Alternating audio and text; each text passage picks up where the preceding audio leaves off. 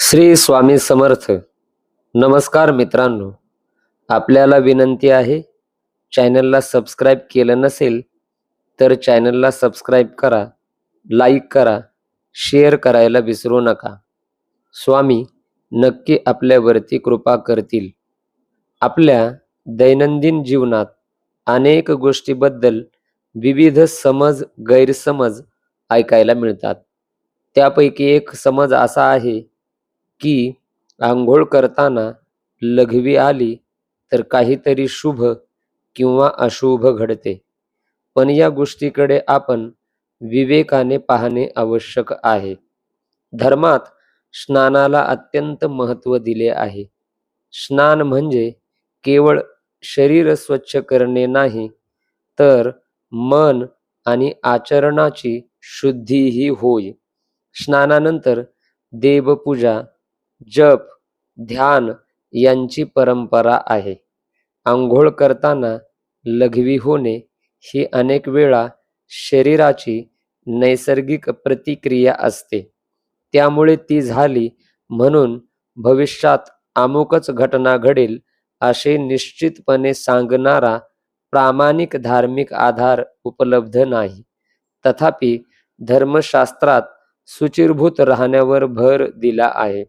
त्यामुळे स्नानादरम्यान लघवी झाली तर पुन्हा स्वच्छ पाण्याने अंग धुणे, स्नान पूर्ण करणे आणि त्यानंतरच देवपूजा करणे ही स्वच्छतेची आणि धार्मिक आचाराची भावना आहे.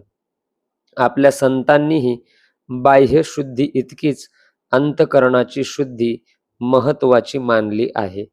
मनात दया, सत्य, नम्रता आणि ईश्वर भक्ती असेल तर तेच खरे पावित्र्य आहे. म्हणून अशा गोष्टीमुळे भीती बाळगू नका किंवा अंधविश्वास ठेवू नका. धर्म आपल्याला विवेक, स्वच्छता आणि सदाचार शिकवतो.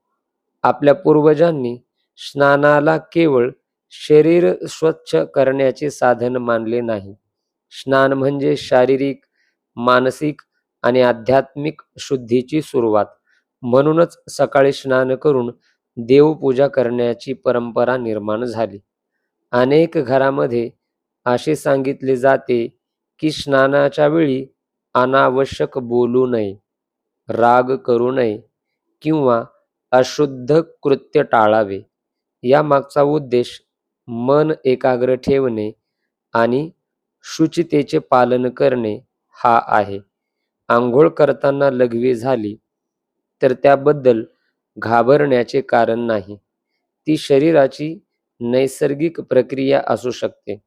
मात्र धार्मिक दृष्टिकोनातून स्नान पुन्हा व्यवस्थित पूर्ण करावे आणि स्वच्छतेकडे लक्ष द्यावे अशी आचारसंहिता अनेक परंपरांमध्ये सांगितली जाते. आजकाल सोशल मीडियावर अनेक व्हिडिओ दिसतात, ज्यात असे झाले तर धनलाभ होईल, असे झाले तर संकट येईल, असे दावे केले जातात. अशा दाव्यावर आंधळा विश्वास ठेवू नये. धर्म आपल्याला विवेक वापरायला शिकवतो. खरे शुभ काय आहे? पहाटे उठणे, स्नान करणे, देवाचे नामस्मरण करणे, आई वडिलांचा आदर करणे, सत्य बोलणे आणि इतरांना मदत करणे. यामुळे जीवनात समाधान आणि सकारात्मकता वाढते. म्हणून अशा छोट्या शारीरिक घटनापेक्षा आपल्या कर्मावर, भक्तीवर आणि सदाचारावर अधिक भर द्या. तेच आपल्या जीवनाचे खरे भाग्य घडवतात. धन्यवाद. स्वामी नक्की आपल्यावरती कृपा करतील.